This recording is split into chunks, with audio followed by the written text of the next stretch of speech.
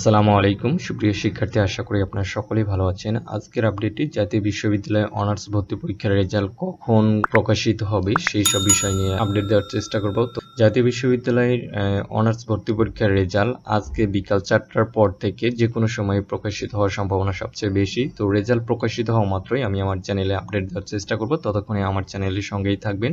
তো রেজাল্ট দেখার লিঙ্কটি আমি কমেন্ট বক্সে দিয়ে দেবো, সেখান থেকে খুব সহজে রেজাল্টটি দেখতে পারবেন। তো রেজাল্ট দেখার জন্য অ্যাপ্লিকেন্টস লগইনে ক্লিক দিবেন। এখান থেকে আপনার অ্যাপ্লিকেন্ট আইডি এবং পিন নাম্বার দিয়ে লগইনে ক্লিক। তো লগইনে ক্লিক দেওয়ার পর আপনার এখানে এরকম ইন্টারফেস আসবে। Congratulation, you are assigned. এখানে দেওয়া থাকবে আপনার ডিগ্রি এবং কোন কলেজে চান্স পেয়েছেন সেটি, এবং তারপর কোন মেরিটে সেটিও দেওয়া থাকবে।